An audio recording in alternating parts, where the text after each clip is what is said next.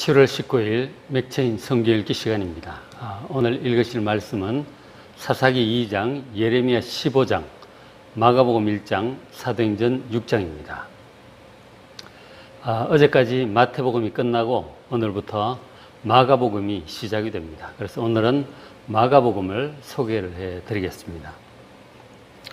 이 다른 복음서와 비교를 할 때 이 마가복음의 가장 중요한 특징은 이것이 가장 먼저 쓰여진 복음서로서 네 권의 복음서의 공통된 중심 구조를 잘 보여주고 있다는 것입니다. 그러니까 이 다른 복음서들은 마태복음이나 누가복음, 요한복음은 이 마가복음의 구조를 뼈대로 해서 각각의 중요한 내용들을 더해서 새롭게 이렇게 쓰여진 복음서라고 할 수 있습니다. 그러니까 이 마가복음을 이제 먼저 보는 것이 중요합니다. 마가는 신학자들에 이제 의하면 마가는 베드로의 수행 비서로서 베드로의 수많은 설교를 따라다니면서 적고 기록을 하고 도왔던 사람입니다. 그래서 베드로의 설교를 가장 많이 들은 사람이고, 그래서 베드로의 설교를 통해서 이 베드로가 만났던 그 예수님의 어떤 그 내용들을, 예수님의 행적을 잘 정리한 복음서라고 볼 수 있습니다. 그래서 이 마가복음을 보면은 예수님의 그런 말씀들보다는 사건들 위주로 이렇게 정리가 되어 있어요. 그래서 같은 내용들이 마가, 마태, 누가, 요한복음에 이렇게 다 나오는데 네 권을 다 이렇게 비교를 해보면 어떤 사건의 장면 묘사가 가장 실감이 나요.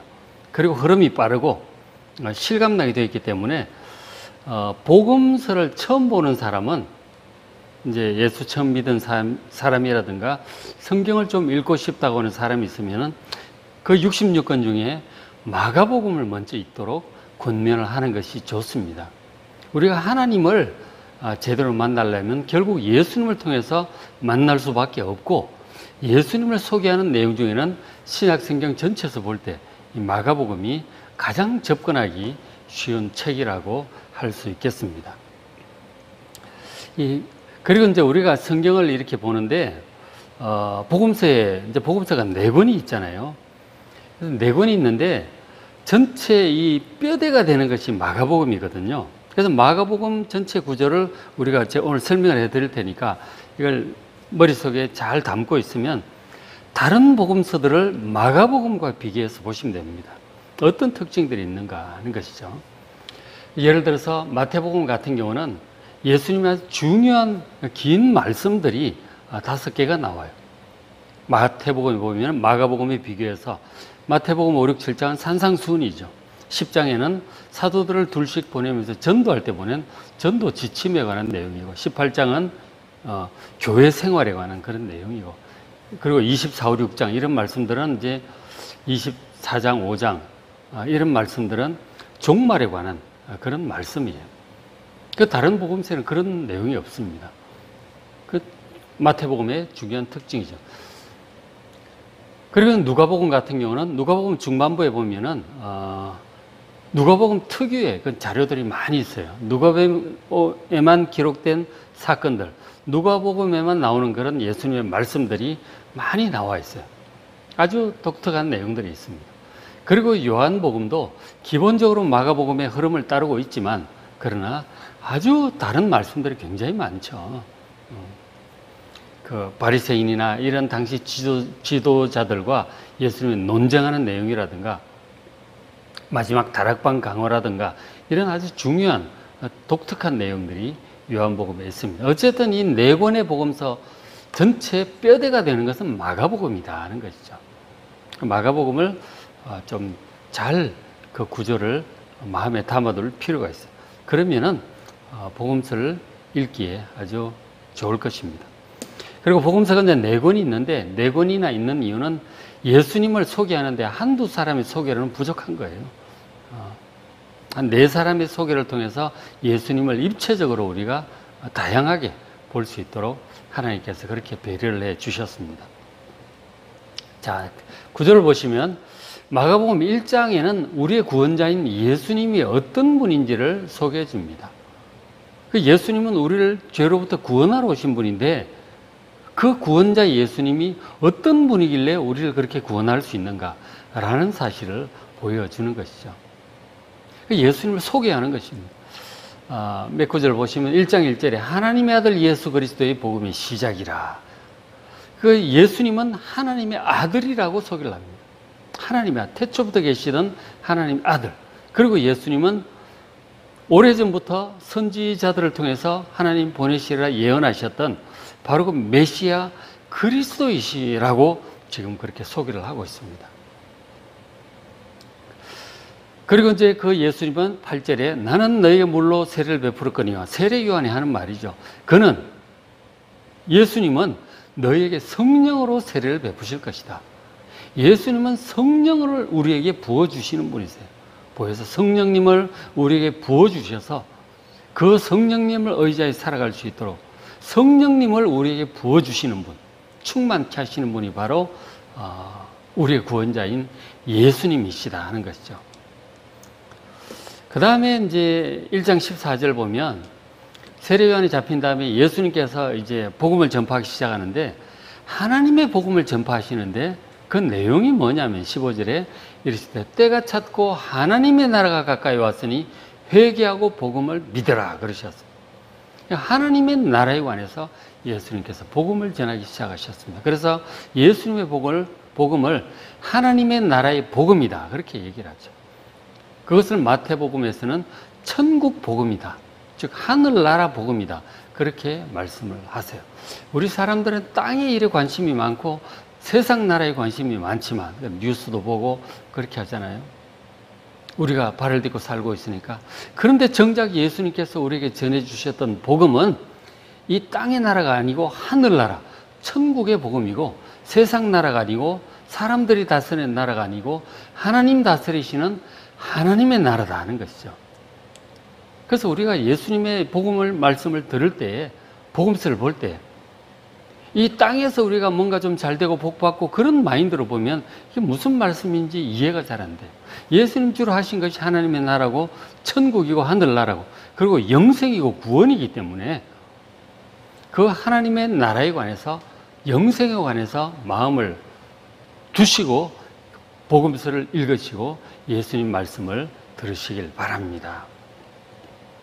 하나님 나라를 전하러 오신 분이고 그 다음에 또한 예수님은 32절에 그렇게 우리를 죄로부터 구원하시고 하나님 나라로 인도하시는 분이시기 때문에 예수님께 반드시 필요한 것이 능력이에요. 능력 없는 사람이 우리를 어떻게 구원하겠습니까? 예수님이 어떤 능력을 가진 분임을 복음서 기자는 또 소개해 줍니다. 1장 32절에 저물어 해질 때에 모든 병자 귀신 들린 자를 예수님께 데려옵니다. 모든 병자를 병의 종류를 가리지 않아요. 그리고 이 마음의 병, 영적인 병 이런 귀신 들린 자들을 데리고 옵니다. 그래서 온 동네가 모였는데 34절 예수께서 각종 병이든 많은 사람을 고치시며 많은 귀신을 내쫓으셨다고 말씀을 합니다. 그리고 복음서 여기저기 보시지만 다 고치시는 거죠. 예수님께서 고치지 못하시는 질병은 아무것도 없습니다. 다 고치세요. 어떤 흉악한 귀신이 들려도 심지어 군대 귀신이 들려도 다 쫓아내시고 온전케 해주셨습니다. 나병도 고치시고 심지어 죽은 자까지도 살리셨어요. 그리고 폭풍우도 가라앉히시고 그렇게 하시는 능력을 보여주셔서 그러니까 예수님은 진짜 전지전능하신 분이세요. 그래서 우리를 이 죄로부터 사망 권세로부터 구원할 수 있는 분임을 여러분 믿으시길 바랍니다. 능력 있는 분임을 소개해 주었어요. 자, 그렇게 예수님을 소개해 준 다음에 그 다음에 2장에서는 그렇게 해서 예수님께서 복음을 전하기 시작하시는데 주 내용이 하나님 나라라고 그랬잖아요. 그 하나님 나라에 대해서 구원에 대해서 영생에 대해서 그 사람들이 오해하고 있는 하나님에 대해서 하나님 말씀에 대해서 이렇게 쭉 가르쳐 주셨는데 그렇게 하다 보니까 예수님의 가르침이 당시 지도자들 제사장들이나 서기관들 바리새인들 이런 사람들의 가르침과 다른 거예요. 그러니까 사람들이 이렇게 듣는데 예수님 말씀이 너무 쉽고 깊이가 있고 마음에 와닿는 것이죠. 능력이 있으시고. 사람들이 예수님께 많이 몰려갑니다. 그러면서 예수님이 가르치는 것과 지도자들이 가르치는 것이 다르다 보니까 예수님과 당시 지도자들 사이에 갈등이 일어납니다. 이 갈등의 주 요인들 한 3가지만 제가 그 본문 안에서 보면 2장 5절에 예수님께서 중풍병자를 고치실 때, 자 5절, 예수께서 중풍병자에게 이르시되 작은 자야 내 죄 사함을 받았느니라, 그렇게 말씀을 하셨어요. 병을 전에는 그냥 고쳐주셨는데 이번에는 죄를 사함을 받았다고 먼저 선포를 하십니다. 그 얘기가 이 서기관들, 성경을 가르치는 사람들에게 아주 딱 이건 무슨 얘기야 막 이렇게 됐어요. 그러니까 그 사람들 생각에 7절에 하나님 한 분 외에 누가 죄를 사하겠는가? 누군데 이 나사렛 예수 이 사람이 시골 랍비가 죄를 사한다는 얘기를 하느냐고요. 이건 완전히 신성모독이다. 그렇게 됐습니다. 그러나 여러분, 이 예수님은 삼위 하나님 중에 한 분이시잖아요. 삼일체 하나님 중에 한 분이시란 말이에요. 그 동일한 아버지 하나님과 동일한 권능과 영광과 권세를 가지시고 예배를 받으시기에 합당하신 분이십니다. 그 예수님께서 얼마든지 죄를 사하실 수 있죠. 그리고 특별히 예수님은 우리의 모든 죄를 지고 형벌을 대신 받으신 분이세요. 예수님이 죄를 대신 받으시고 대신 갚으신 분이기 때문에 예수님이 또 죄를 용서하실 수 있죠. 얼마든지. 그래서 죄를 용서하신 것입니다. 그리고 사실 중풍병 낫는 것도 중요한데 더 근본적인 문제는 죄사함이에요. 모든 문제는 사실 죄로부터 온 것이거든요. 영원히 살아야 할 우리 사람이 죽는 것 자체도 죄 때문이고, 죽는다는 것 속에 질병도 있는 것이고 노쇠함도 있고 장애도 있고 뭐 다 있는 것이죠. 그 죄 사함을 받는 게 더 중요해요. 그게 근본이 해결이 되어야 이제 뭐 병도 고치고 죽은 자도 살리고 그 의미가 있는 거예요. 하나님과 관계 회복도 그렇고요. 그 죄 사함이 더 중요하고 더 근본적입니다. 그래서 죄 사함부터 하시고 하셨어요. 그런데 그 예수님을 잘 알지 못하고 믿지 않으니까 죄 사시는 예수님을 보고 감사하는 것이 아니고 신성모독이라고 예수님을 안 좋게 보기 시작하는 거죠. 그 다음에 또 하나 보면 어떤 갈등이 있으냐면 2장 16절에 바리새인의 서기관들이 예수께서 죄인 및 세리들과 함께 잡수시는 것을 보고 식사를 하십니다. 그래서 제자들에게 이르시되 어찌하여 세리 및 죄인들과 함께 먹는가? 그렇게 비난을 합니다. 그러니까 지금 예수님께서 그 세리 마태를 제자로 이렇게 삼으셨거든요. 그래서 마태가 감사해서 집으로 초대를 제자들과 함께 했습니다. 그리고 친구들 부르니까 친구들이 다 세리고 또 뭐 장녀들도 있고 사회적으로 욕먹는 사람들이 같이 어울리고 있었던 거죠. 그 들어가서 예수님께서 그들과 거리낌 없이 식사하시고 또 좋은 말씀도 해주시고 복음도 전하시고 그렇게 하신 거죠. 그런데 그런 장면을 당시 바리새인이나 서기관들이 볼 때는 이 사람들은 그런 죄인들하고 함께 하지 않습니다. 왜냐하면 그들의 죄로 인해 자기들의 부정을 탈까 봐 정결함을 지키기 위해서 그런 사람 아예 곁에 가지도 않습니다. 같이 앉아서 밥 먹는다는 것은 생각지도 못할 일이죠. 자기의 거룩성을 지키기 위해서. 그러나 예수님께서는 죄를 구원하러 오셨다고 말씀을 하시면서 그들과 함께 하시는 것입니다. 사실 그들을 구원하려면 그들을 만나야 되는 거죠. 우리 나병 환자가 있을 때 옮을까 봐 두려운데 예수님은 그 얼굴을 만지셨어요. 고치시기 위해서. 예수님은 사람을 가리지 않으셨어요. 특별히 세리, 죄인들, 창녀들, 사람들 욕먹고 소외되는 그런 사람들 구원하기 위해서 다가가시고 함께 앉아 식사도 하신 거란 말이에요. 그런 것들이 당시 바리새인 서기관들을 볼 때 아주 못마땅한 것이죠. 그 다음에 또 결정적인 것 중에 하나가 안식일 문제였어요. 안식일에는 일을 하지 말라고 이제 하나님 말씀을 율법에 말씀하셨는데 그게 이제 사실 안식일이 사람을 위해서 있는 것이고 안식일에 사람이 구덩이에 빠지면 건져주고 다 하잖아요. 아프면 또 뭐 하는데. 근데 예수님께서 병을 많이 고치셨는데 안식일에도 고치시는가 엿보고 있는 거죠. 만일 고친다면 마치 의사가 평일에 사람 고치는 건 괜찮지만 안식일에는 쉬듯이 예수님도 쉬어야 된다는 거죠. 정말 율법적인 생각이죠. 근데 사실 생각해 보십시오. 지금 이 예수님 바쁘게 전국을 돌아다니시는데 오늘 예수님 찾아갔다가 고침을 못 받으면 언제 또 만날지도 모르고 못 만날 수도 있는 거죠. 그것을 예수님께서 아시기 때문에 안식일 가리지 않고 다 고쳐주신 거죠. 근데 그것이 그들 눈에 볼 때, 바리새인, 서기관 눈에 볼 때 예수님의 안식일 신경도 안 쓰는 안식일을 가볍게 여기고 어기는 사람으로 보이는 것입니다. 그러니까 진짜로 그렇게 하나 주시하고 있는데 역시 신경 안 쓰고 다 고쳐주시는 거죠. 그러니까 이 바리새인들, 야, 저 보니까 안식일도 안 지키는 거 보니까 하나님께로부터 온 자가 아니다. 그러면서 6절에 바리새인들이 나가서 곧 헤롯 당과 함께 어떻게 하여 예수를 죽일까 의논하기 시작합니다. 아주 지금 3장이면 복음서 초반부잖아요. 이런저런 이유로 예수님을 도저히 안 되겠다. 저자는 그냥 둘 수 없다. 죽여야 되겠다고 생각을 하게 되었어요. 이런 식으로 예수님과 당시 지도자들 사이에 갈등이 이렇게 심화가 됩니다. 이게 이제 계속 진행이 되면서 결국은 예수님을 십자가에 못 박아 죽이죠. 저런 갈등 상황 속에서 그렇게까지 나아갑니다. 자, 그 다음에 이제 내용은 우리가 2장까지 봤는데 3장부터 10장은 제자들을 가르치고 훈련하시는 내용이에요. 물론 그 사이사이에 뭐 예수님의 능력도 나타나고 지도자들 갈등도 나타나지만 대략 그렇다 하는 것입니다. 대략. 제자들을 가르치고 훈련하셨어요. 이 제자들을 가르치고 훈련하는 거 굉장히 중요합니다. 왜냐하면 지금은 예수님께서 복음을 전하시지만 이제 얼마 후면 예수님께서 십자가에 못 박혀 죽으시고 이제 떠나가실 것을 예수님은 알고 계시잖아요. 그러면 그 나머지 땅끝까지 복음을 전하고 사람들 구원하고 해야 될 그 일을 제자들이 해야 되거든요. 그 제자들을 훈련하는 게 굉장히 중요합니다.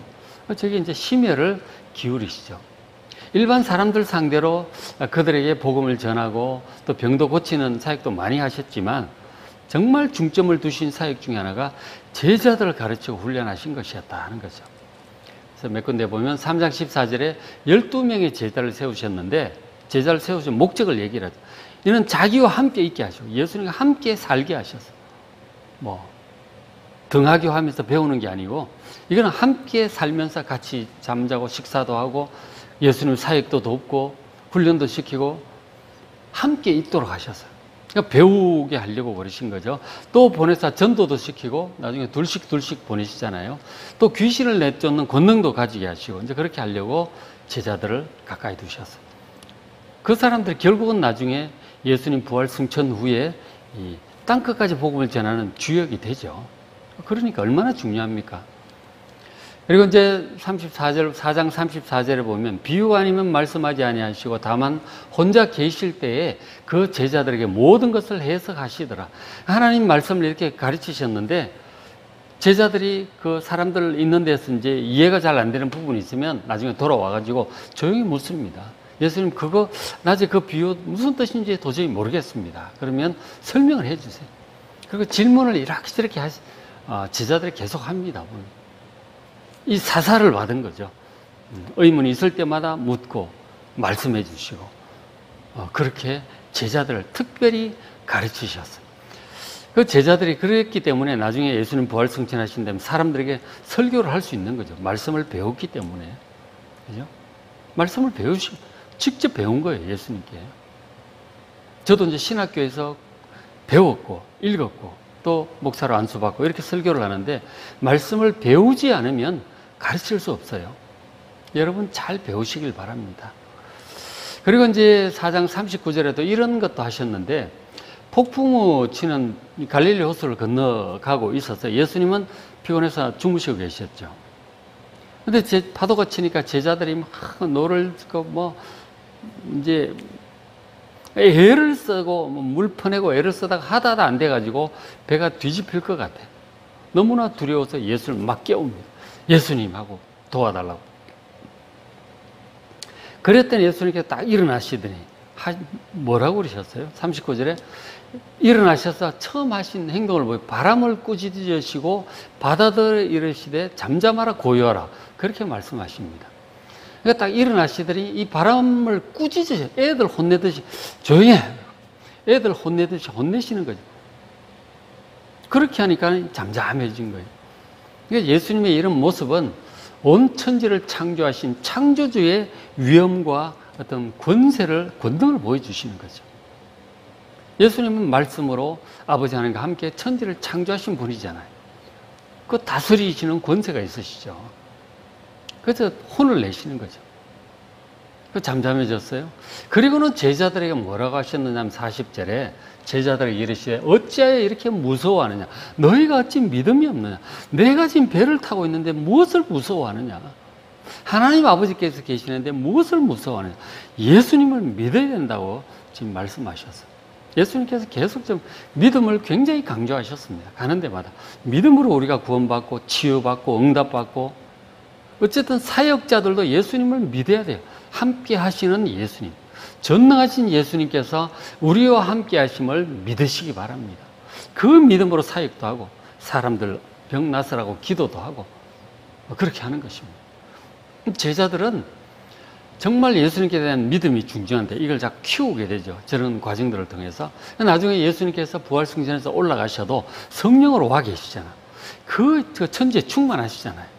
그 예수님을 믿으니까 세상에 두려울 게 없는 거죠. 그래서 땅끝까지 다니며 복음을 전하고 사람들의 병도 낫게 하고 그렇게 할 수 있었던 것입니다. 믿음의 훈련을 받은 거예요. 제자들. 이렇게 제자들을 훈련을 시키셨습니다. 그리고 이제 내용을 또 보시면은 11장부터 15장의 내용은 이제 예수님의 마지막 고난주간, 마지막 한 주간이에요. 주일날 이제 예루살렘 입성하시잖아요. 그리고는 뭐 월요일 들어가서 성전을 정결케 하시고 화요일 날 또 성전에서 사람들을 많이 가르치십니다. 그러니까 수요일 날 또 쉬고 계시는데 또 마리아가 와서 예수님 발에 향유도 붓고 목요일 날 또 뭐 이렇게 최후의 만찬을 하시고 금요일 날 체포되어서 결국 재판받고 죽으시잖아요. 그러니까 일주일을 기록을 하고 있어요. 그러니까 예수님의 십자가는 복음의 핵심이거든요. 우리 대신 형벌을 대신 받으시는 속죄양의 사역을 감당하시는 그 마지막 한 주간에 굉장히 중요한 말씀들도 많아요. 저기 그리고 십자가를 지시는 그 장면 우리에게 굉장히 중요하죠. 그로 말미암아 우리가 죄의 용서를 받을 수 있게 된 것이니까 복음의 핵심이 또 저기에 있습니다. 그리고는 이제 마지막 장 16장 예수님께 드디어 죽은 지 3일 만에 다시 살아나세요. 그것이 부활입니다. 그러니까 지금 마가복음 저 개요가 딱 보이잖아요. 첫 부분에 구원자 예수님을 소개하고 하나님의 아들 그리스도 능력 있는 분. 그 다음에 그래서 예수님의 천국 복음으로 말미암아 당시 지도자들과 갈등이 일어나는 예수님을 죽이려고 하는 그런 이제 갈등 상황을 보게 되죠. 그리고 예수님께서는 제자들을 가르쳐 훈련하시고 그리고는 이제 십자가를 지시고 우리를 위하여 대신 죽으시죠. 그리고 죽음을 이기고 부활하십니다. 저게 복음서의 기본 구조예요. 저기에 이제 마태복음은 긴 말씀들이 포함되어 있고 마가복음, 누가복음 특수한 자료들을 또 많이 추가로 그렇게 하고 있고 요한복음은 또 저런 기본 구조를 가지고 있으면서 더 풍부한 다른 말씀들이 많이 있죠. 이렇게 저 구조를 잘 마음에 새겨 두시길 바랍니다. 오늘 제가 소개해 드렸던 성경 구절들도 핵심적인 구절들이죠. 복음서의 기본입니다. 기본. 그렇죠? 그리고 이제 마지막 제자들에게 당부를 하셨어요. 마가복음 6장 16장 15절 끝에 또 이르시되 너희는 온 천하에 다니며 만민에게 복음을 전파하라. 만민에게 복음을 전파하라고 명령을 하셨어요. 그래서 제자들도 우리도 다 끝까지 복음을 전파해야 되는 것이죠. 그리고 믿는 자들에게 표적이 따를 것이라고 하셨는데 보세요. 귀신도 쫓아내고 방언도 말하고 병든 사람에게 손을 얹은 즉 나으리라 그러셨어요. 그러니까 병든 사람을 고칠 수 있는 것은 꼭 신유의 은사를 받은 사람만 하는 게 아니에요. 믿는 사람에게는 이런 표적이 있는 것입니다. 예수님을 믿고 구원받은 사람, 성령을 받은 사람은 그냥 병 고칠 수 있는 능력도 함께 주어졌다는 사실을 믿으시기 바랍니다. 그래서 여러분, 아픈 사람이 있으면 붙잡고 기도해 주세요. 물론 그 사람 싫어하면 억지로 할 수는 없지만 자녀들, 손자들 뭐 해주시고, 그리고 이제 기도 받겠다고 하면 내가 기도 좀 하고 싶은데 어떠냐? 좋다고 하면 기도해 주세요. 나으라고. 여러분에게는 이미 그런 권능을 받으셨어. 모든 그리스도인들. 그리고 하나님 나라의 복음을 전하시고 또 인도하면 되는 것입니다. 자, 오늘 사사기 2장 읽으시고 예레미야 15장, 마가복음 1장 오늘부터 시작해 보시기 바랍니다. 예수님의 어떤 모습, 딱 그 구조를 마음에 담아두시고 사도행전 6장 말씀 보시고 또 은혜 많이 받으시기 바랍니다.